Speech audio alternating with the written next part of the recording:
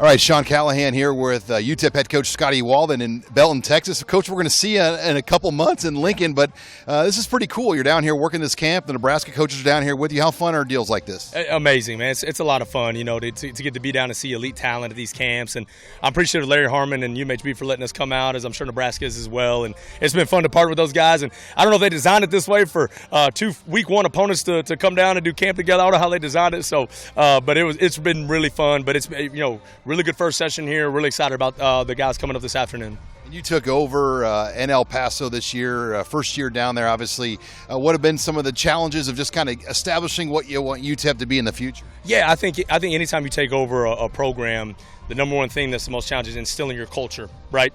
You know, you have to bring young men in and you have to bring a staff in that epitomizes your culture from A to B and even to C to D, right? You know, and you have to lay that out clearly, lay clear expectations. That's been the biggest, you know, challenge, I think, just in general, specific to UTEP, is, you know, defeating that perception that, you know, we're a border town and it's dangerous, stuff like that, when we're one of the top 5 safest cities in America. You know, I've never been at a place that's been more misrepresented than El Paso, Texas. We have elite people. We have a phenomenal fan base. I mean, for us, I know for you guys in Nebraska, you're going to look at this number and be like, whatever. But for us, you know, we had 5,000 people at our spring game. That's a big deal at the G5 level. Like, that's it was a game-like atmosphere at our spring game. We got 30 of our alumni to come back and coach in the game. So just getting the energy back, you know, at our place. I'll do anything to get the energy back, to get the juice right at UTEP. And that's what we've been doing. And it's been fun to watch the alumni pour back in, the donor base to pour back in. And then you know, we signed the number 1 recruiting class in Conference USA, and that's because I think our staff has hustled so hard to get kids on campus. And when you come on campus to El Paso, we have an amazing fan base, an amazing campus. The Sun Bowl holds over 50,000 people. We've got a locker room that's being built right now. It's a $5 million locker room that's going to be done in August. I mean, there's a lot of things to be excited about when you talk about being a Miner. How familiar were you with Matt Rhule, just with his time down in Baylor and kind of what he did, and now he's trying to recruit, obviously, Texas players up in Nebraska? 100%. I know Matt Rhule through a bunch of people. We met a couple of times when he was at Baylor, and I actually saw him a few weeks ago at a conference, and we had a great conversation. He's an amazing leader, an amazing developer of culture. I love and respect what he does. When I got to be around his staff at Baylor and stuff, it was really impressive to see the culture that they were building. It's no different today being here with the guys from Nebraska. Being a Texas guy, I'm from Fort Worth, so always keeping up with the schools in Texas, and admired from afar what he did at Baylor, and I know what he's building at Nebraska. We certainly know we got our hands full week one, but we're really excited for the challenge and excited to get to play in an amazing environment like Lincoln, Nebraska. Yeah, when you saw 2:30 p.m. on Fox week one, I mean, how much does it excite you to get that opportunity for your program to have a stage like that for week one?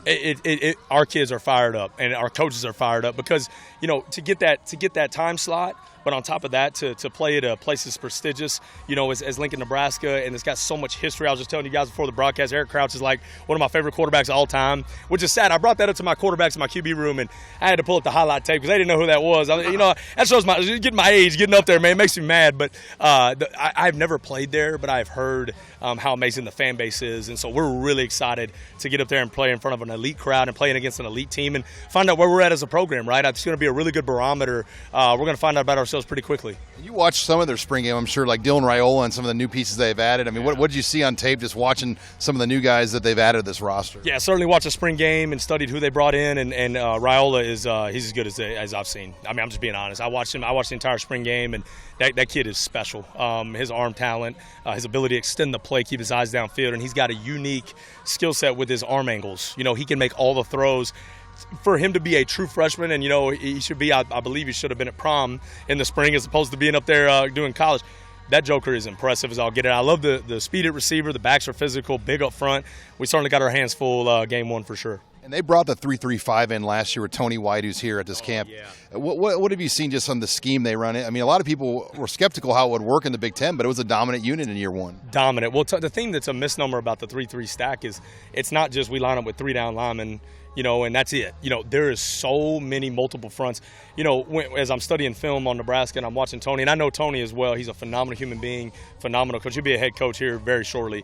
You know, he in about 20 snaps is going to give you 15 different fronts. So that makes us prepare all summer. That makes us prepare all fall. You don't know where he's bringing it from, and I love defensive coordinators that call defense like offense, in the sense of Hey, man, when I call this pressure, I'm calling this pressure. I'm going to dictate to you, and that's what we have to do a great job of, is not letting him dictate to us what we're doing, and it's got to be the other way around in terms of, being in favor of the Miners. But I love what he does on defense. They're long, athletic, big up front.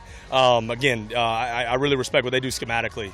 You guys will be in Houston for the camp as well on Tuesday, right? Yeah, we're just following you guys everywhere, man. That's it, man. We're just following you guys everywhere, and I told the Nebraska, hey, just leave us little guys some players every now and then, okay? So, but yeah, we're excited. Houston is a big area for us. We have, we signed a young man out of the Golden Triangle, Jalen Jones, who is the highest rated recruit in school history for us. We went toe to toe with the school in the Big Ten on him, and we're able to get him to stay in Texas. And I'm really excited. That was a kid in our last class, so I'm really excited about the continued.